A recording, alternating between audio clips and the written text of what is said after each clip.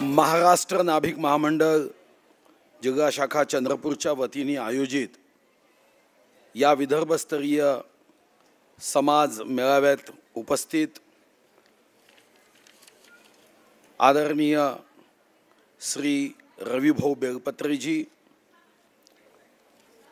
इथं उपस्थित श्री अरुणजी जमदाडेजी, श्री दीपकराव नक्षिनेजी, श्री संतोषराव मैदनकरजी, माधुरीताई पारपगीवारजी, ससनकर सर, ज्यांनी व ज्यांच्या टीमनी या कार्यक्रमाचं आयोजन केलं असे उत्साही जगा अध्यक्ष रवींद्र येसेकरजी, संतोष नापितजी, श्री देवेंद्र वाटकरजी, अजय खडसिंगेजी, मनोज पिसदूरकरजी, अरुण चिंचोळकरजी, विश्वंभरराव मांडवकरजी, सचिन नक्षिनेजी, इतर सर्व आदरणीय मान्यवर व या ठिकाणी उपस्थित चंद्रपूर जिल्ह्यातील सर्व आदरणीय माननीय नाभिक समाज बांधवांनो, माता भगिनींनो, मी सर्वप्रथम संताजी महाराज, नगाजी महाराज यांच्या चरणी अभिवादन करतो,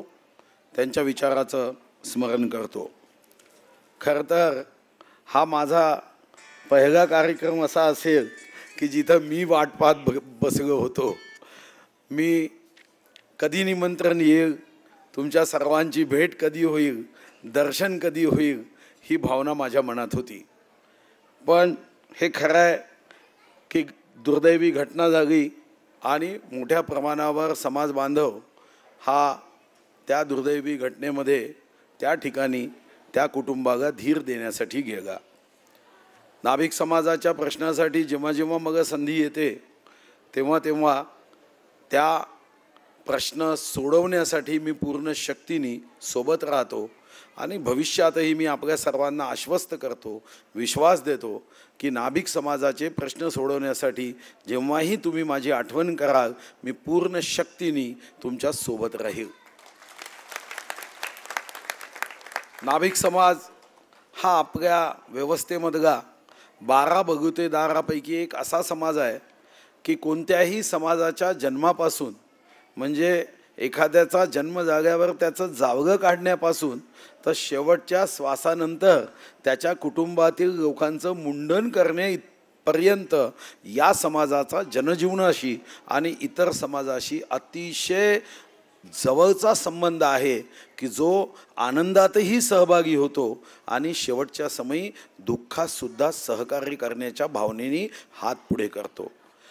या समाजाचं एक दुसरं वैशिष्ट्य आहे कि हा एकमात्र ऐसा समाज है कि आदमी कितना भी बड़ा रहे, कोई भी बड़े पद पे रहे, सर अगर किसी के सामने झुकाना पड़ता है तो नाभिक समाज के सामने। जेव्हा मीही जातो तेव्हा हा अमर इथं आहे, याच्यासमोर मगाही डोकं झुकवावंच लागतं किंवा त्याच्याशिवाय काही कार्य पूर्ण होत नाही।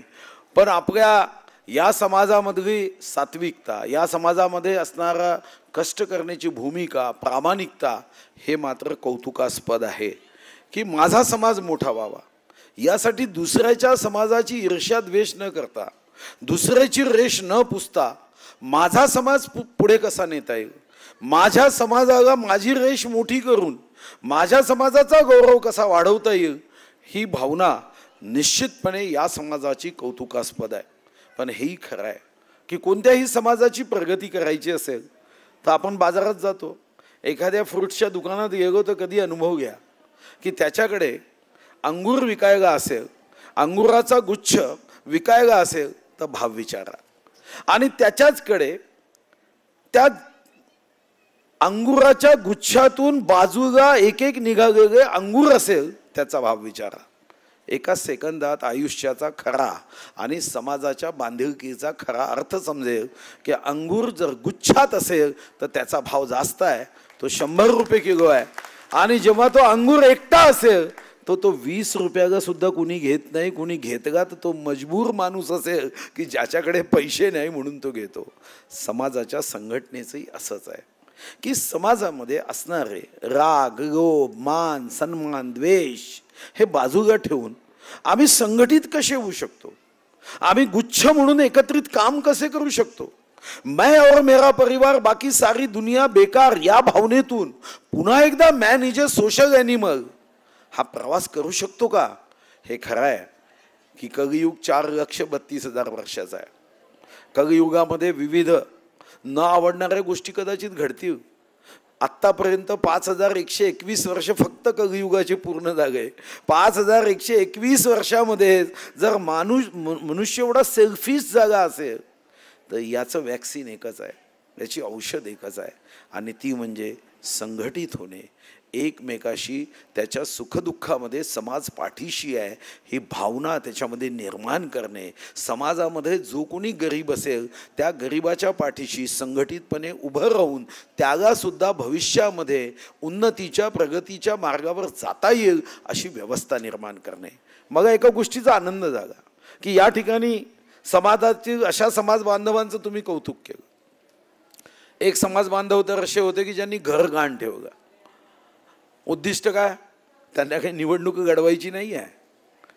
त्यांचं उद्दिष्ट एकच होतं की माझ्या समाजातील, मला माहीत नाही इतर समाजाच्या लोकांना कदाचित त्यांनी ट्रेनिंग दिलं असेल, पण आपल्याला काही देणं आहे या भावनेने घर घाण ठेवून 42 लोकांना ट्रेनिंग दिलं.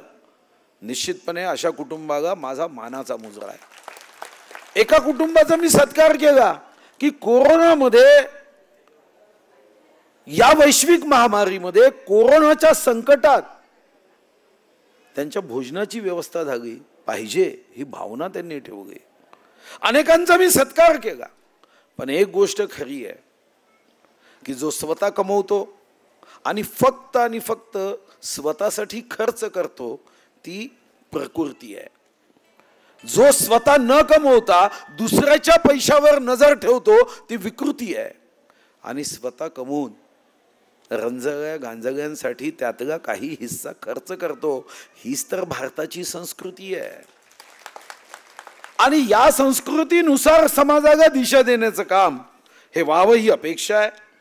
जगाध्यक्ष रवींद्र येसेकरजी हे उत्साहाने काम करतात, त्यांची टीम उत्साहाने काम करते. इथे या ठिकाणी महाराष्ट्र नाभिक महामंडळाचे प्रदेश अध्यक्ष रविभाऊ बेलपत्रे आले आहे. रविभाऊ, तुमच्या आईवडिलांनी तुमचं नाव रवी ठेवले याचा अर्थ काय? तर फक्त तुमचा परिचय व्हावा असा अर्थ नाही आहे. रवीचा अर्थ असा आहे जिथं जिथं अंधार असेल तिथं प्रकाशमान करणे, हा रवी म्हणजे सूर्याचा अर्थ आहे. आणि म्हणून मी रविभाऊकडूनही अपेक्षा व्यक्त करेन की रविभाऊ, तुम्ही जरी इथं राहत नसाल तरी चिंता करू नका, आम्ही तुमच्या सोबत आहोत. नाभिक समाजाच्या तरुणांचा विचार करा, तरुणींचा विचार करा. आज एक गोष्ट तुमच्या लक्षात आली असेल की पहिल्यांदा हा नाभिक समाजाचा व्यवसाय हा साधारणतः कुटुंबातून पुढच्या पिढीकडे जायचा, एका जनरेशनकडून दुसऱ्या जनरेशनकडे जायचा. पण जेव्हा असं लक्षात आलं की यामध्येही चांगल्या पद्धतीने उत्पन्न होऊ शकतं, तेव्हा आता नाभिक समाजाच्या हातात हा व्यवसाय कमी कमी होत चालला. हा व्यवसाय आता मोठ्या मोठ्या कंपन्यांच्या हातात चालला आहे. मी मुंबईमध्ये एक मोठे उद्योगपती आहे, तुम्हाला आश्चर्य वाटेल, त्या उद्योगपतींनी या व्यवसायामध्ये मोठ्या मोठ्या या संदर्भातल्या शॉप्स उभ्या केल्या आहेत. आणि एका शॉपची किंमत किती? 1.5 कोटी, 2 कोटी. मी मनात विचार केला की ज्यांचा हा मूळ अधिकार होता ते बाजूला हटतायत. ठीक आहे, नाभिक समाजाच्या तरुणांनी याच व्यवसायात जावं असं माझं दुरान्वय मत नाही, कारण हा व्यवसाय आता तरुणांनी आपल्या उच्च शिक्षणाने विविध क्षेत्र काबीज केलं पाहिजे. आपल्यापैकी कोणी पायलट व्हावा, आपल्यापैकी कोणी सायंटिस्ट व्हावा, आपल्यापैकी कोणी उद्योगपती व्हावा, आपल्यापैकी कोणी अजून मोठा व्यवसाय करावा. जेव्हा समाजाचा प्रत्येक व्यक्ती मोठा होतो तेव्हा समाज मोठा होतो, आणि जेव्हा प्रत्येक समाज मोठा होतो तेव्हाच तर माझी भारतमाता मोठी होईल. अन्यथा काही लोक श्रीमंत आहे, काही लोक गरीब आहे. एकीकडे खाल्लेलं अन्न पचत नाही म्हणून 10 किलोमीटर जाणारे लोक आहे, आणि दुसरीकडे हातावरचं ताट घेऊन 10 किलोमीटर कष्ट परिश्रम करणारा समाज असेल तर भारतमातेला खुश आणि आनंदी आपण कधी बघू शकू. आणि म्हणून माझी अपेक्षा आहे की श्री रवी भाऊ असतील, दुसरे आमचे रवींद्र आहे, खरं तर 2 रवी एकत्र आहे. एक जिल्ह्याचे अध्यक्ष म्हणून आहे, एक महाराष्ट्राचे अध्यक्ष म्हणून आहे. माझी आपली भेट घ्यावी यासाठी मला सुद्धा वाटायचं. मी 11 वाजेपासून वाट का पाहत होतो? का मी रिकामा आहे म्हणून नाही, किंवा बघा कोणी कार्यक्रमाला बोलवत नाही म्हणून नाही, पण अशा समाजाची भेट घ्यायला मी वाट पाहत होतो की ज्या समाजाचा संबंध जन्मापासून शेवटच्या श्वासापर्यंत आहे आणि मनात भावना होती की या समाजामधला बदल घडवण्यासाठी जेव्हा समाज बांधव पुढे येत आहे तेव्हा माझीही जबाबदारी आहे की त्यामध्ये मी छोटासा का होईना पण माझा वाटा उचलला पाहिजे. आणि म्हणून तुमच्या सर्वांची भेट घेण्यासाठी दर्शनासाठी आलो आहे. आणि म्हणून त्यासाठी माझी विनंती आहे की तुम्ही आज हे संमेलन घेतलं. या संमेलनामध्ये समाजाचा मेळावा होईल, चिंतन मंथन होईल, उपवधू परिचयाचाही समारोह होईल. पण जेव्हा समाज एकत्र येतो तेव्हा त्याची एक दिशा निश्चित करा, जी कदाचित तुम्ही केली असेल. त्याची एक दृष्टी निश्चित करा की माझ्या समाजाचा जो तरुण आहे, माझ्या समाजाचा विद्यार्थी यांना उच्च शिक्षणासाठी, यांना भविष्याचा वेध घेण्याचा पुढे जाताना तो जो काही प्रयत्न करतो, प्रयत्नाची पराकाष्ठा करतो, तेव्हा समाज बांधव म्हणून आम्ही त्याच्या पाठीशी कसे उभे राहू शकू याचा विचारसुद्धा या चिंतनात आणि मंथनात व्हावा ही माझी अपेक्षा आहे. संत नगाजी महाराजांचा आशीर्वाद तर भरभरून आहे, पण संत नगाजी महाराजांचं नाव घेतो आपण, पुष्प हार घालतो आपण, तिथं दीप प्रज्वलित करतो, पण संत नगाजी महाराजांनी जो मानवतेचा मंत्र दिला, जगा आणि जगू द्या. जीना उसका जीना है जो औरों के लिए जीता है. बाकी प्राणी तर स्वतःसाठी जगतात, पण त्या प्राण्यांनाही मदत करण्याची देवानी बुद्धी दिली. मी काल सहज एक व्हिडिओ पाहत होतो, तर एक गेंडा माझ्या लक्षात आलं की जर त्याच्या कानात काही झालं, कान तर मोठे आहे, पण त्या कानामधला एखादा गेलेला जंतू तो गेंडा काढू शकत नाही, कारण त्याला हात नाही. मी काढू शकतो, मग देवानी हात दिले. पण देवानी काय व्यवस्था केली, एक पक्षी त्याच्या कानात जातो आणि तो किडा काढतो. मग वाटलं देवा तू काय काय चमत्कार केला आहे. पण एक चमत्कार मात्र देवानी अपूर्ण ठेवला की ज्याला सर्वश्रेष्ठ योनीमध्ये जन्माला घातलं, ज्याला 2 हात आहे, 2 पाय आहे, कर्मयोनी आहे, भोग योनी आहे, तो मात्र इतरांपेक्षा का सेल्फिश निघाला.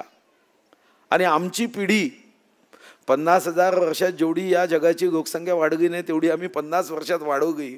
50 वर्षात कदाचित सर्व गोष्टींचा अभाव होता, पण सुख समाधानाचा प्रभाव होता.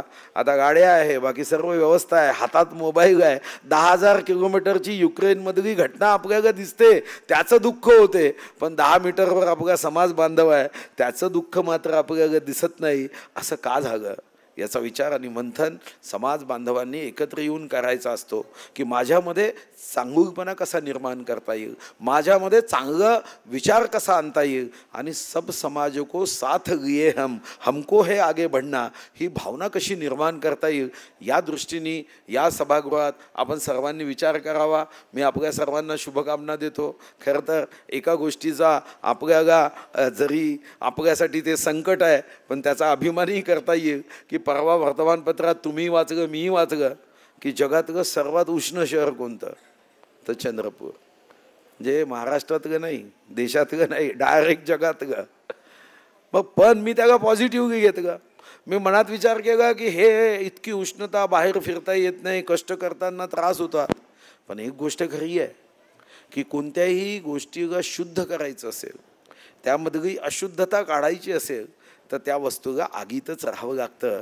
आणि या आगीमध्ये, या उष्णतेमध्ये, या गरमीमध्ये त्यामधली अशुद्धता निघून जाते. मनात विचार करा, देवा तू जगातली सर्वात उष्णता आमच्या शहरात दिली, पण त्याच्यासोबत जसं उष्णतेतून, गरमीतून, आगीतून अशुद्धता निघते, तसं आमच्या मनातली अशुद्धता तू संपवून टाक. शुद्ध विचार, शुद्ध कृती आमच्या हातून घडवण्याचा आशीर्वाद दे. मी देवाच्या चरणी, शक्तिदायिनी माता महांकाळीच्या चरणी एवढीच प्रार्थना करेल की हा नाभिक समाज इथं एकत्र आला आहे, उद्याची अक्षय तृतीया आहे, यांना पुढे जाण्याचा आशीर्वाद दे, सुख दे, समाधान दे, शक्ती दे, ऊर्जा दे, उत्साह दे. आणि माता महांकाळीच्या चरणी नाभिक समाजाच्या प्रगतीसाठी, उन्नतीसाठी मी आशीर्वाद मागतो. माता महांकाळीनी, शक्तिदायिनी महांकाळी तुम्हाला भरभरून आशीर्वाद देव आणि नाभिक समाज हा प्रगतीच्या मार्गावर वेगाने जाओ. आणि जेव्हाही तुम्ही माझी आठवण करा तेव्हाही मी तुमच्यासोबत आहे, पण आठवण अशी करा की मी कुठेही असलो तर उचकी लागली पाहिजे. नाभिक समाजांनी माझी आठवण केली हे माझ्या लक्षात आलं पाहिजे. मी पूर्ण शक्तीने तुमच्यासोबत राहील. धन्यवाद. जय हिंद. जय महाराष्ट्र.